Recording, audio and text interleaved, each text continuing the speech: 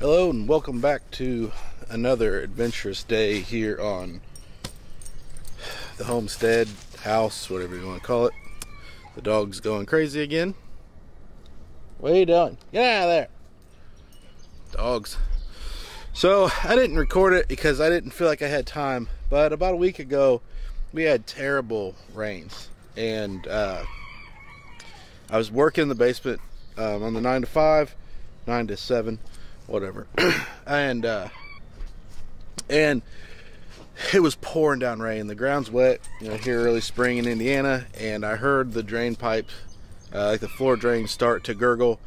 And so as the day progressed, our basement flooded, and so the problem was that the perimeter tile was plugged up.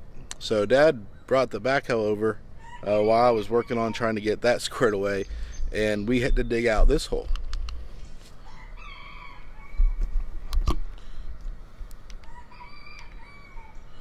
So you can see the drain off happens is that off of the house, that's not actually the basement, but off of the house, we've got this pretty significant drop off, so we use this to gravity fed flow.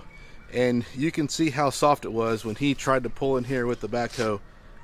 It got real sketchy real fast, so we came in from a different angle, but that's something to work on here this spring when this dries out. I was thinking about the tiller. And what we had to do was dig out this pipe. Down in there, which is now back full of collapsed mud and dirt, so I'm gonna get down here and try to clean it up and open it back up. You can see that it goes down into this swampy marsh nastiness of fun. So this is just kind of softened back. Ooh, squishy. Kind of plug back up, but right in here is I'm gonna put this down, drain tile. You can kind of see that channel right there. There's a bunch of water in there, so I'm gonna try to get this cleaned back up here just a little bit, but I can't do it one-handed. Okay, so that's back to draining like I expect it to, at least. Running water out, so that chore is done. It is kind of a nasty mess down here, though. You can see. You can see we've got some work to do here this summer with getting this cleaned up and getting that pipe redone. We broke it. There's actually two pipes that run there.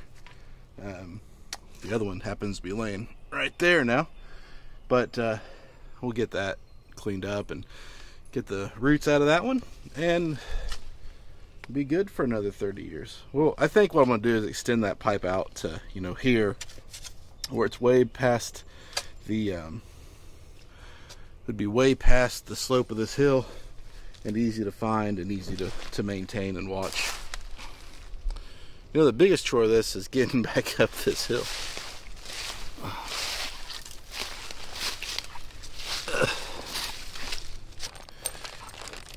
Task 1 done.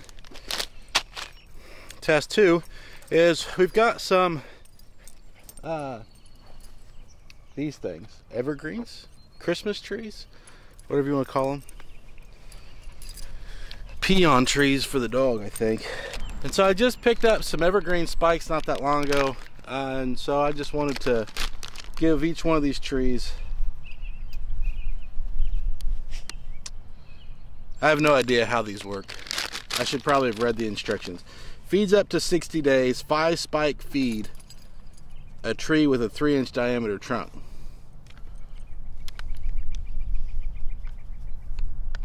Use 3 spikes for every 2 inches of diameter trunk measured at chest height.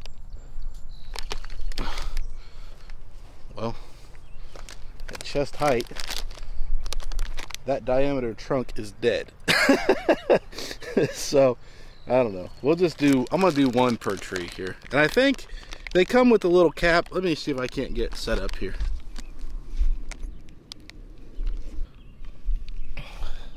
Sorry, I just have my small tripod out here with me today.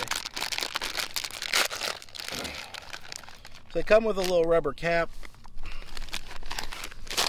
I think you just stick that on there and then you hammer it home. Do this in the spring when the ground's nice and soft, and it'll take like 3 minutes to do everything, and that includes walking. Most of the time it includes walking. So it's kind of just a matter of taking this spike, kind of getting it started there in the ground, using that little cap, I think, to keep it from just really breaking, and trying to do this one-handed.